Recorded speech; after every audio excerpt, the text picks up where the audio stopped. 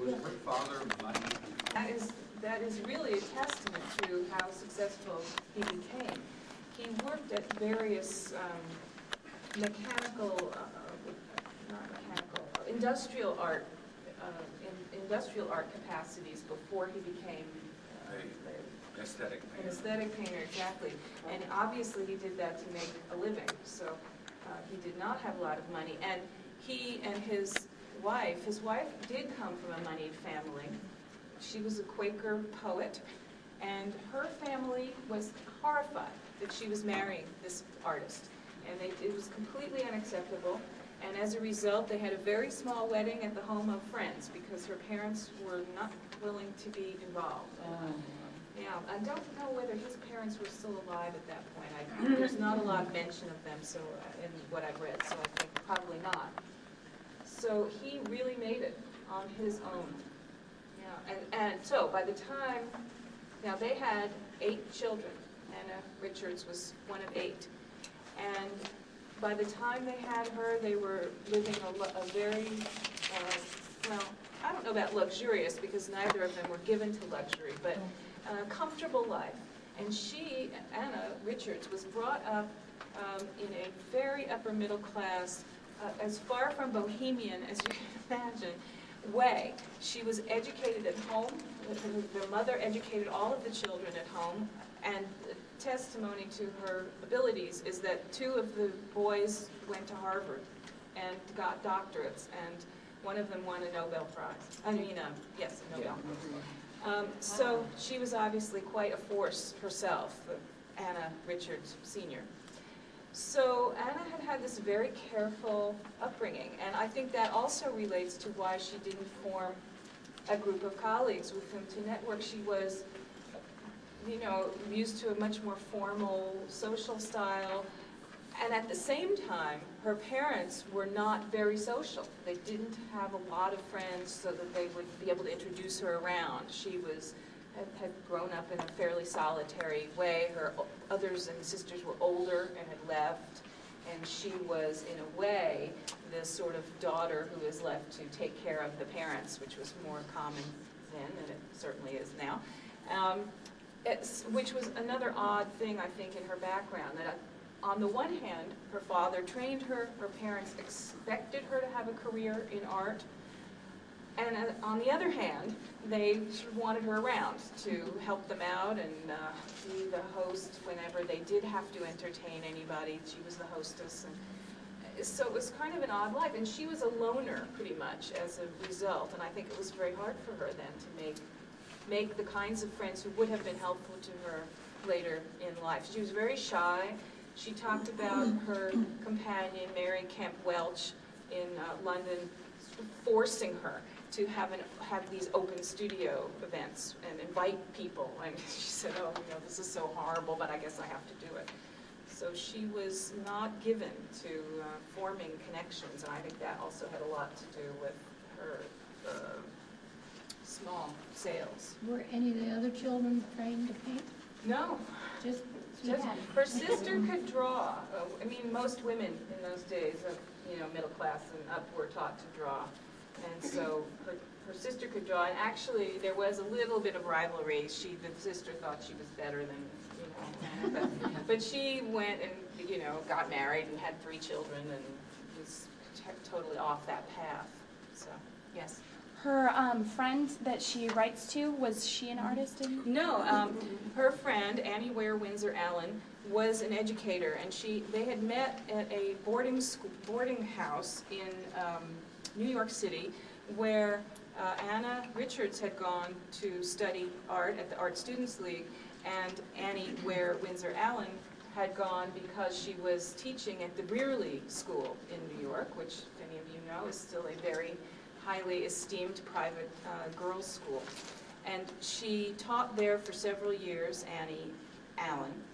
And then later in life, when they all were in Scarsdale, she ran a school for boys and girls, an elementary school. So she was the headmistress of this school. She was an educator all her life. The school, unfortunately, went down to defeat. I think the money management wasn't very good, and it was her husband who had been managing. So she was not happy about that, but anyway, that was their life. Okay, so I was going to talk a little bit about these New York paintings. 70, 80, 90, 30, 40. She was about 40. And what's interesting here, I think, is how, I don't know, what I've called it. Your child passed them. Yeah, because of the flags, of course.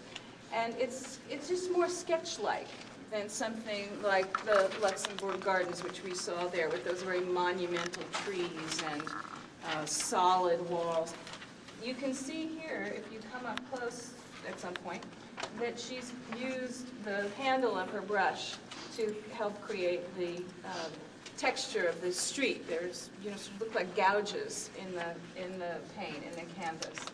And if you look over here at Fifth Avenue near 54th Street, this is, one slash of paint here. Very visible brush strokes. She was really, and then in 7th Avenue, I think she was in what I call full slasher mode. She had just squiggles, and the umbrellas are made with arcs, just single arcs of paint.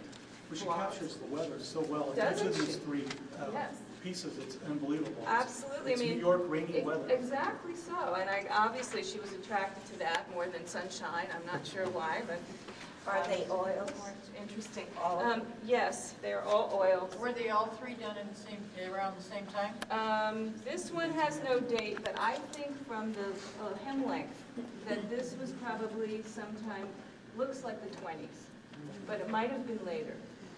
These are all around 1918, these two, and there's another one across the way there. The armistice flag. Right. And that, this is the sort of thing that is very similar to what you see in, what was the cover image for the book, which is really that tiny little over there, Venice. And if you look at that, you will see again, it's, the railings at the front are done with one long brush stroke. The water is just a couple of squiggles. And yet she manages to achieve, a lot of detail with that method. And so it's an interesting combination of styles and methods that she used throughout her life. Do we have the roses also? Yes, roses are right next. I really found the roses really interesting. Very moody. Well, yeah, you could find these roses as white or pink or red. Right, exactly. They're faded, Exactly. and everything. The paintings are so beautiful. They're not fresh. Right. You can tell they've been around a few days. So, an old-fashioned posing. This is, sort of traditional realist painting. I think of some of the best kind. She's layered and mixed her colors. You can see very few brush strokes. I mean, you have to really concentrate to do that. And for the only time, I think, that I've seen in her work, she really tries to make the illusion of glass here for the vase. And I think that, we all know that's difficult, and it's accomplished that she's able to do it. It's very much of its moment. This was done in '39, and you see the design on the glass, very 30s, very sort of craftsman-y thing, which is similar to what's going on in the painting next to it.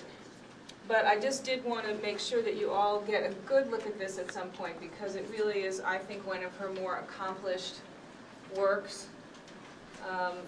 She's, taken the very